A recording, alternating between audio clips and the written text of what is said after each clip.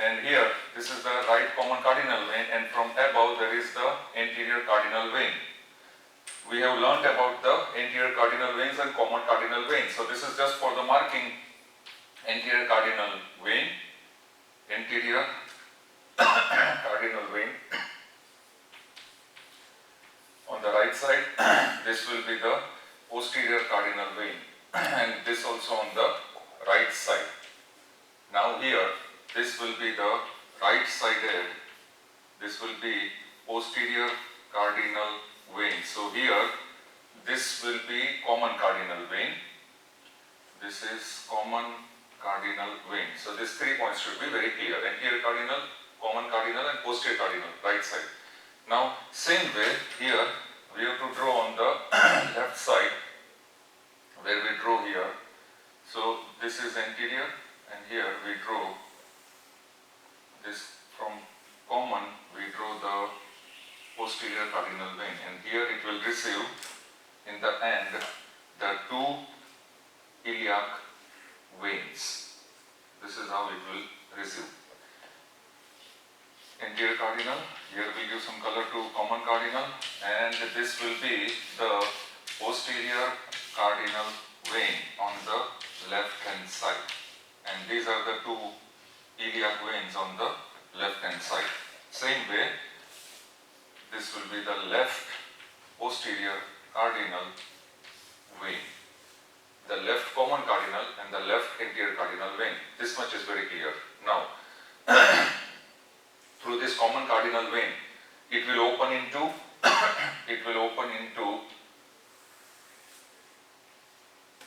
sinus venosus. So this structure here will be sinus venosus. We know that, we have discussed it also.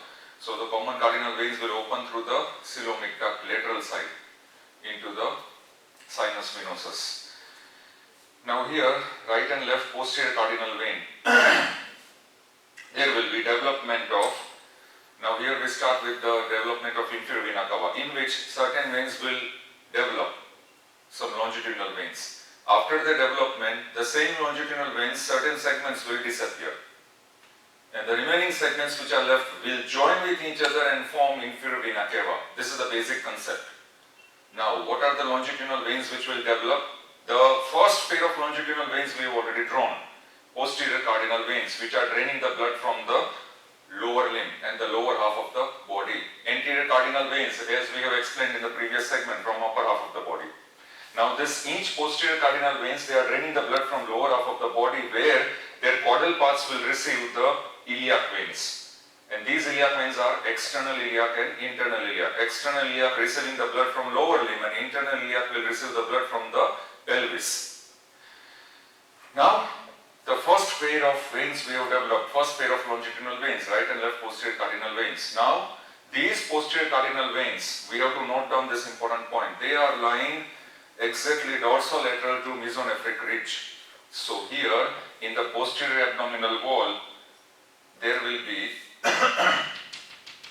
this mesonephric ridge. This dotted line represents the mesonephric ridge. So our posterior cardinal veins are lying dorsolateral to mesonephric ridge. Second pair, now the second pair of longitudinal veins will develop. For that I will use green color. And that second pair of longitudinal veins, right and left side, they are called subcardinal veins. Now these subcardinal veins will develop. Now this is another important sentence. It will lie ventromedial to this mesonephric ridge.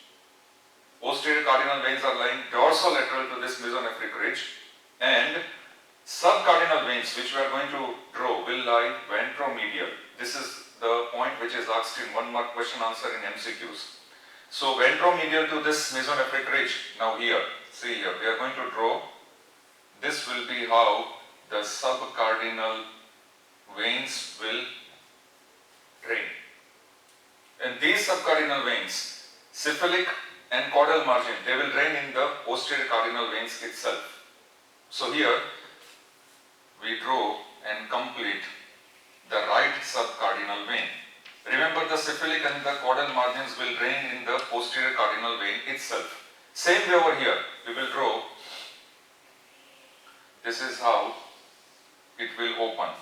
I will draw at upper level because lower down we have to draw another vein also. So this will be, I will draw at this level and we have enough space. So therefore, this is on the left hand side, the left subcardinal vein. Same way as the right subcardinal vein. This is how it is developed. And therefore, this is the longitudinal pair of vein which is number 2. And therefore now here we name this as the right subcardinal vein. Right subcardinal vein. So the subcardinal vein is SUB. And same way over here, we will name this as the left subcardinal vein. Now, we come to the third pair of longitudinal vein. Before we introduce the third pair of longitudinal vein, here in between these two subcardinal veins there will be a transverse anastomosis, and that transverse anastomosis will be known as pre-aortic anastomosis. So here we draw this transverse anastomosis. Why it is called pre-aortic? Because dorsal to this will be the aorta. So if I draw the aorta here, this aorta will be lying dorsal to this transverse anastomosis. This is the aorta. So therefore, this is the intersubcardinal anastomosis, pre-aortic anastomosis. And therefore, here we need to write down here intersubcardinal anastomosis. Intersubcardinal anastomosis. And the last structure to develop from right subcardinal vein. Now this is a very important structure. Right subcardinal vein. Which portion? Cephalic portion of the right subcardinal vein, where my index finger is there. From here, there will be a narrow channel that will develop, and it will be lying dorsal to the lever. We know that just caudal to sinus venosus there is septum transversum, so there will be development of lever over here. If I draw, I will draw with white color. If I simply draw here, this is the portion where lever is present at this region.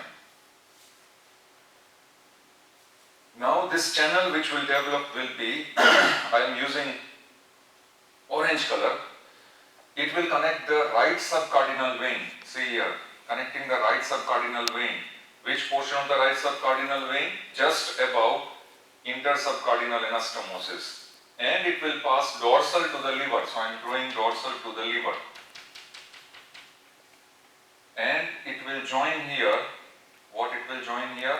It will join this segment. And this segment, I will represent it as, let me represent it as violet color. So here it will join this segment, which will be known as right hepatocardiac channel, or the right common cardiac channel, or it is known as, if you recollect, development of portal vein, the cranial most part of the right vitelline vein, if you recollect that segment, when we had discussed the development of portal vein. So therefore, here there are two segments. Number 1, this segment, I will give it as segment number, let me write it as segment number 5, and this segment I will write it as segment number 6. Later on, we will connect all the segments. Now what is this segment number 5? The name given to this segment number 5. So let me write down, please come on this side. Segment number 5, the name given is, it will be a channel which will be connecting the right subcardinal vein. This is what we have to write. Subcardinal vein with, it will be connecting with the right hepatocardiac channel. This is the word which is described for segment number 5. A new segment has developed which is known as, this is the name itself, there is no independent name. It is the new segment which is connecting the right subcardinal vein with that of the right hepatocardiac channel. was segment number 6 now?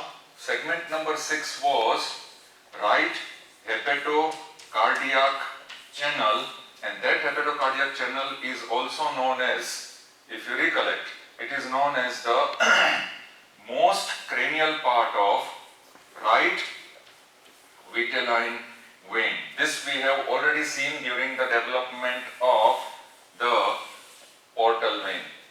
So therefore, these two segments are very important, and remember the segment 5 will pass, now please come on this side, the segment 5 will pass dorsal to the liver.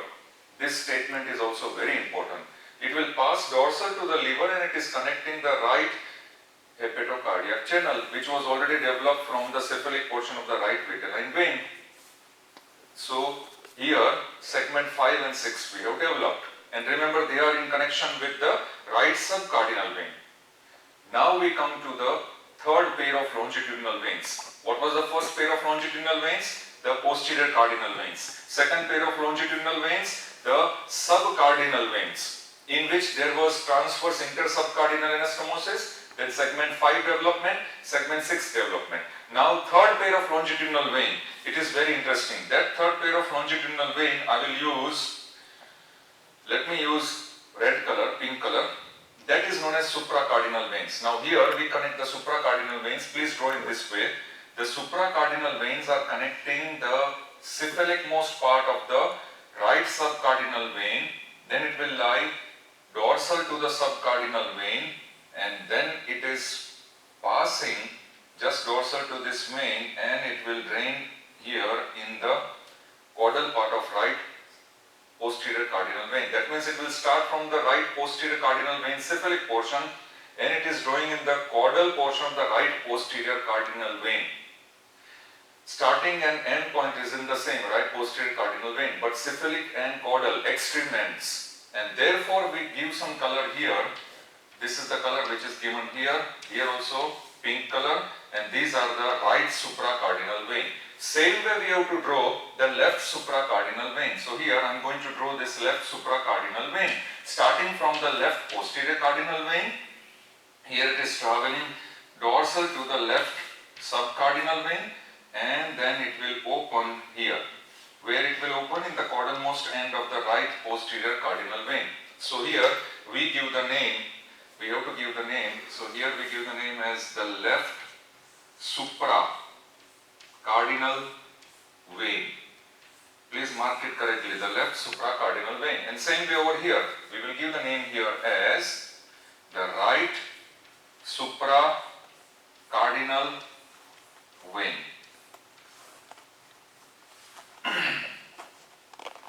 Now, this right and left supracardinal vein, what is the important statement? These right and left supracardinal veins will always be lying lateral to the sympathetic chain. This is also very important. It is asked in these Viva questions, 1 mark question answer. So, the sympathetic chain, now if I show the sympathetic chain, this is how the sympathetic chain will be located. So here goes the sympathetic chain. Here also I will show this sympathetic chain. This is how the sympathetic chain, right and left sympathetic chain will go. Therefore, the supracardinal veins will lie lateral to the sympathetic chain. Another description, another 1 mark question answer.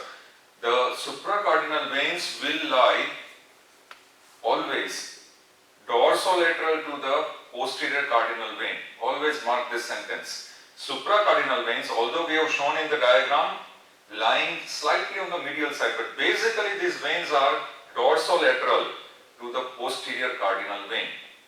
And now the third important point. It is often asked in, this point is often asked in MCQs and fill in the blanks or 1 mark question answer. Other name of these supracardinal veins, they are known as lateral sympathetic veins. Sometimes you are asked, what is the other name of lateral sympathetic veins? Or the lateral sympathetic veins are known as option A, B, C, D. One of the options will be the supracardinal vein because they are lying lateral to the sympathetic chain. So, the supracardinal veins are known as lateral sympathetic veins. They are also known as thoracolumbar veins. The other name of thoracolumbar veins is supracardinal veins. Other name of supracardinal veins is thoracolumbar vein. as an option. And during embryonic stages, the same supracardinal veins, right and left side, they are also known as paraureteric veins. So therefore you can note it down.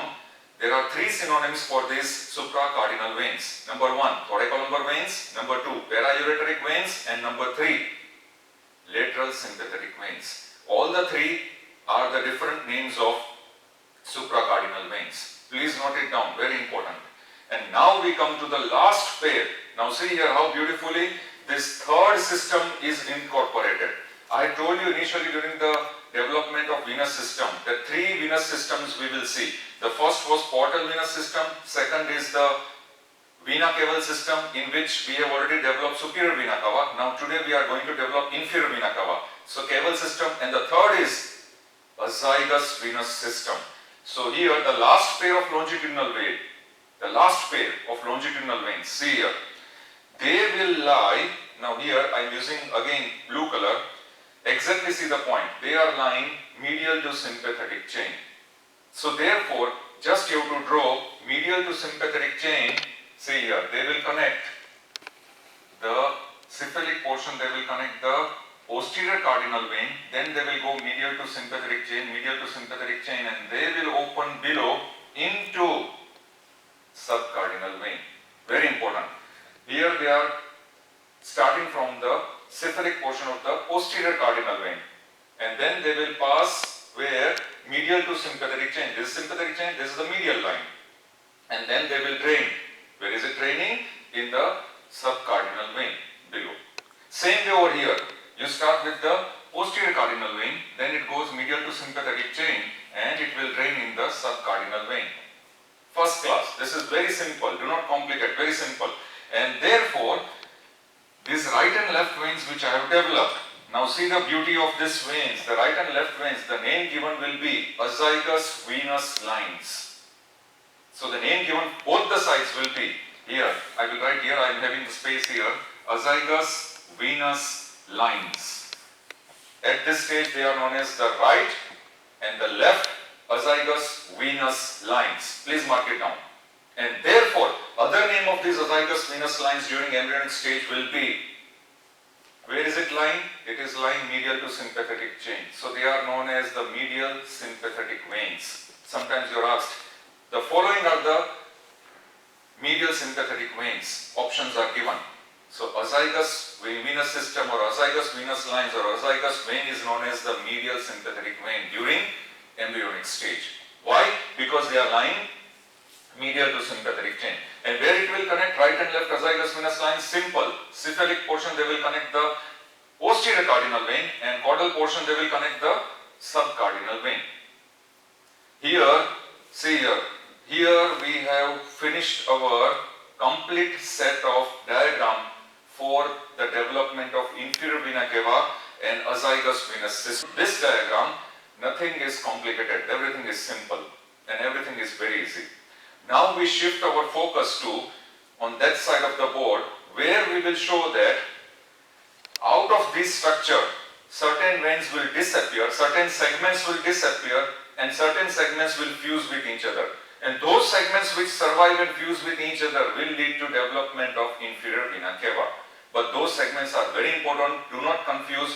We start from caudal and we end in the cephalic direction. 6 segments will be there. Remember, that is why the name given here was segment number 5, segment number 6. These are the terminal segments. So we have to add segment 1, 2, 3, 4. Now, just concentrate here. First segment which will be added will be this much portion. Now with white color chalk I am showing you, this is our first segment. Right posterior cardinal vein. This much segment only. A small segment of right posterior cardinal vein. Second segment will be, see here, this is our second segment. You understand this? It is very easy. Right supracardinal vein. Which portion of right supracardinal vein? Only the caudal portion. Third segment, very interesting. See this third segment. Now this third segment will be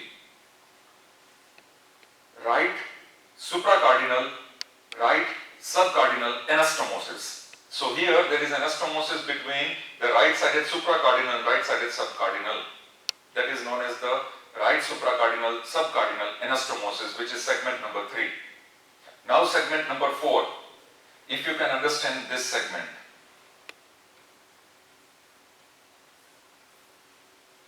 Right subcardinal vein. Which portion of right subcardinal vein? Where there is connection of inter or transverse subcardinal anastomosis. So only that portion of right subcardinal vein. Segment number 4. Segment number 5. Yes. This is the narrow channel connecting right subcardinal vein with that of right hepatocardiac channel, which will be lying dorsal to the liver. Segment number 6. Right hepatocardiac channel, which is developed from the most cephalic portion of the right vitelline vein. Now we join all the 6 segments. If we join all the 6 segments, we will come on that side. We will start with that of the, here, let me start. We will start with that of the, this portion. So this is segment number 1. And this segment number 1 is right posterior cardinal vein. So therefore here in the right posterior cardinal vein, I will just give it as right posterior cardinal vein. This will be segment number 1. Second segment, now there will be the right supracardinal vein. So I will draw here, this segment will be the right supracardinal vein. And therefore here I will just name it as the right supracardinal vein, segment number 2. So this will be segment number 1, this will be segment number 2. Third segment will be anastomosis. Now that anastomosis I will show with the help of white color. So right supracardinal subcardinal anastomosis. So here I will write here as, first let me rub this. These 2 points I will just rub it, and then I will show here. This will be segment number 3, which is known as the right subcardinal supracardinal anastomosis. Then we go to segment number 4. Now in segment number 4 we include the right subcardinal vein. So I will mention here, this will be our segment number 4, and this will be the right subcardinal vein. So segment number 4, the right subcardinal vein. 4 segments are over. Now we go to segment number 5, and in segment number 5 we have used orange color. So therefore we will join here this segment number 5, and in this segment number 5 I will name it as, let me write here, segment 5, and it is known as a narrow channel connecting right subcardinal vein with that of the right hepatocardiac channel. That is what we have to write. So here this is connecting the right subcardinal vein with that of right hepatocardiac channel. That is segment number 5. And segment number 6. In segment number 6 I will use violet color here. So therefore this segment number 6 will be known as the terminal most part of the inferior vena cava. This is the terminal most part of inferior vena cava, and let me write here this as segment number 6, and this is known as the right hepatocardiac channel. So therefore this is the right hepatocardiac channel, which will lead to development of terminal most part of the inferior vena cava. And also this right hepatocardiac channel will be known as the right vitelline vein, because it is developed from the part of the right vitelline vein. This is also asked in 1 mark question answer. This is the formation of inferior vena cava. 1, 2, 3, 4, 5, 6. From 6 different segments inferior vena cava has developed. In this way these 6 segments will join and develop the entire inferior vena cava. What about the remaining segments? The remaining segments here, whatever is remaining will disappear. Now we come to the last point, that will be before it disappears there will be oblique cross connection between the right posterior cardinal and left posterior cardinal vein. And that oblique connection, here we don't have space, but I will show you that oblique connection. That oblique connections, for example, I will just show here, this is the connection. Now this, from the right side, it will be oblique going down towards the left side. So this is the oblique connection between the right posterior cardinal to the left posterior cardinal vein, and this will survive as the left common iliac vein. So please mark this anastomosis as this will survive as the left common iliac vein. This is the oblique cross connection. And what about the right common iliac vein? The right common iliac vein will be the portion of the right posterior cardinal vein below this oblique anastomosis here. So therefore the right common iliac vein, this is the left common iliac vein, and each common iliac vein will receive right side the external and internal iliac, similarly on the left side the external and internal iliac. It is very simple. So this is how the common iliac vein has developed, right and left, both the sides. The right common iliac vein from the terminal most part of the right posterior cardinal vein, and the left common iliac vein from the oblique anastomosis plus the terminal most part of the left posterior cardinal